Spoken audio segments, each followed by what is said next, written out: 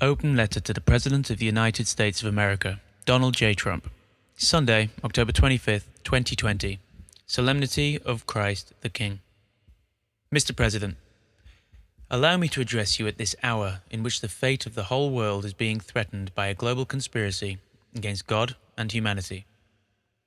I write to you as an Archbishop, as a successor of the Apostles, as a former Apostolic Nuncio to the United States of America.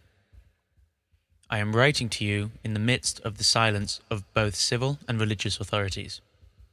May you accept these words of mine as the voice of one crying out in the desert. John 1 verse 23. As I said when I wrote my letter to you in June, this historical moment sees the forces of evil aligned in the battle without quarter against the forces of good, forces of evil that appear powerful and organized as they oppose the children of light, who are disoriented and disorganized, abandoned by their temporal and spiritual leaders.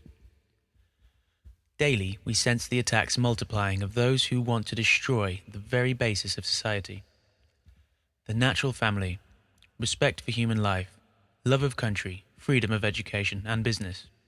We see heads of nations and religious leaders pandering to the suicide of Western culture and its Christian soul, while the fundamental rights of citizens and believers are denied in the name of health emergency that is revealing itself more and more fully as instrumental to the establishment of an inhuman, faceless tyranny.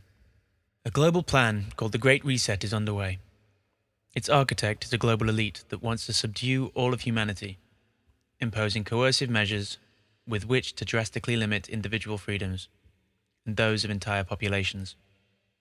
In several nations, this plan has already been approved and financed. In others, it is still in the early stage.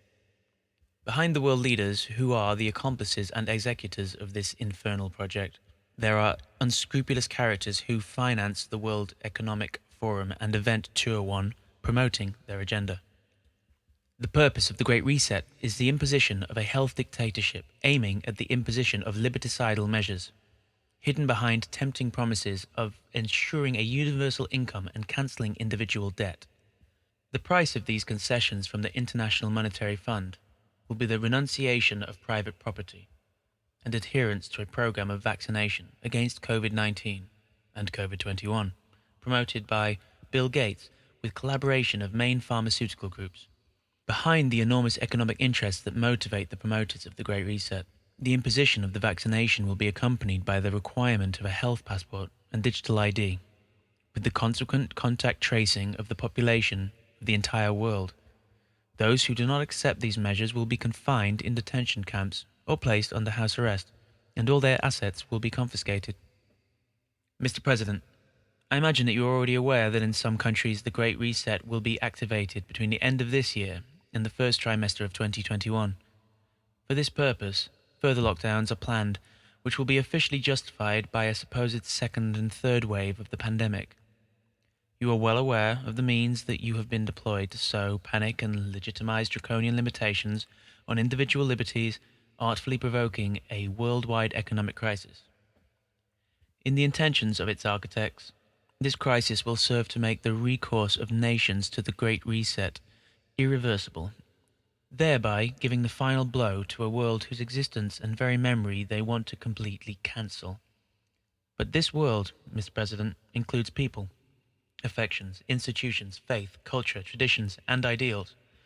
People and values that do not act like automatons, who do not obey like machines, because they are endowed with a soul and a heart, because they are tied together by a spiritual bond that draws its strength from above, from that God that our adversaries want to challenge, just as Lucifer did in the beginning of time with his non serviam.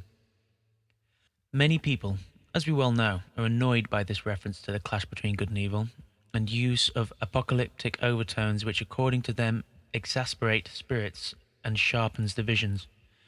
It is not surprising that the enemy is angered at being discovered just when he believes he has reached the citadel he seeks to conquer undisturbed. What is surprising, however, is that there is no one to sound the alarm.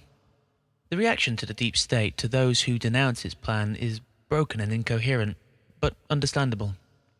Just when the complicity of the mainstream media had succeeded in making the transition to the New World Order almost painless and unnoticed, all sorts of deceptions, scandals, and crimes are coming to light. Until a few months ago, it was easy to smear as conspiracy theorists those who denounced those terrible plans, which we now see being carried out down to the smallest detail.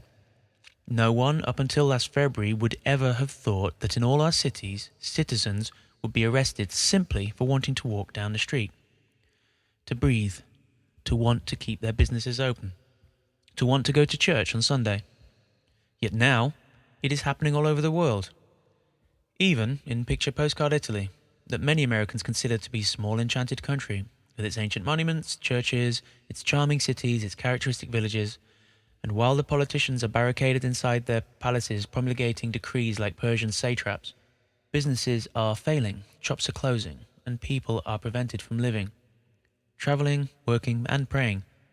The disastrous psychological consequences of this operation are already being seen, beginning with the suicides of desperate entrepreneurs and of our children, segregated from friends and classmates, told to follow their classes while sitting at home alone in front of a computer. In sacred scripture, St. Paul speaks to us of the one who opposes, the manifestation of the mystery of iniquity, the katechon, 2 Thessalonians 2, 6-7. In a religious sphere, this obstacle to evil is the church, and in particular, the papacy. In the political sphere, it is those who impede the establishment of the New World Order. As is now clear, the one who occupies the chair of Peter has betrayed his role from the very beginning in order to defend and promote the globalist ideology, supporting the agenda of the deep church who chose him from its ranks. Mr. President, you have clearly stated that you want to defend the nation, one nation under God, fundamental liberties, and non-negotiable values that are denied and fought against today. It is you, dear President, who are the one who opposes the deep state, the final assault of the children of darkness. For this reason, it is necessary that all people of good will be persuaded of the epochal importance of the imminent election, not so much for the sake of this or that political program, but because of the general inspiration of your action that best embodies, in this particular historical context, that world, our world, which they want to cancel by means of the lockdown. Your adversary is also our adversary. It is the enemy of the human race, he who is a murderer from the beginning. John 8, verse 44.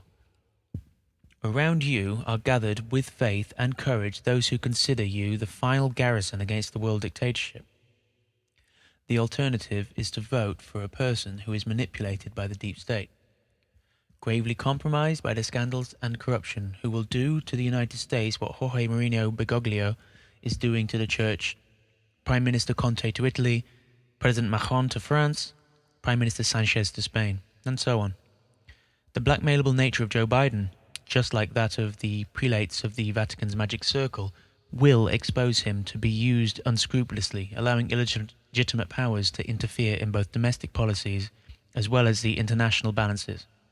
It is obvious that those who manipulate him already have something worse than him ready, with whom they will replace him as soon as the opportunity arises. And yet, in the midst of this bleak picture, this apparently unstoppable advance of the invisible enemy, an element of hope emerges. The adversary does not know how to love, and it does not understand that it is not enough to assure a universal income or to cancel mortgages in order to subjugate the masses and convince them to be branded like cattle.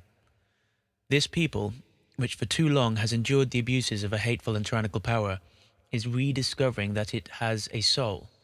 It is understanding that it is not willing to exchange its freedom for the homogenization and cancellation of its identity. It is beginning to understand the value of familial and social ties, the bonds of faith, and the culture that unite honest people. This great reset is destined to fail because those who planned it do not understand that there are still people ready to take to the streets to defend their rights, to protect their loved ones, to give a future to their children and grandchildren. The levelling inhumanity of the globalist project will shatter miserably in the face of the firm and courageous opposition of the children of light. The enemy has Satan on its side.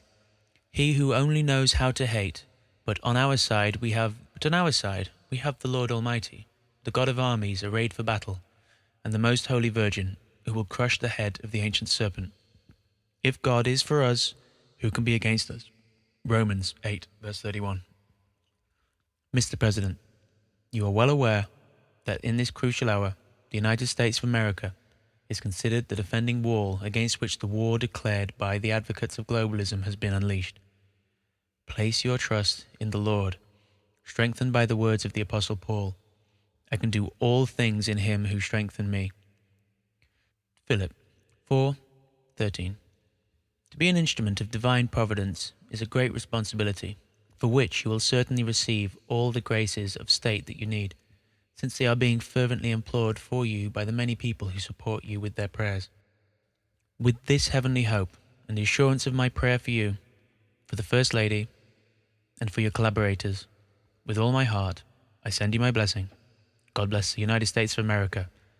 Carlo Maria Viganò, the Archbishop of Ulpiana, former Apostolic Nuncio to the United States of America.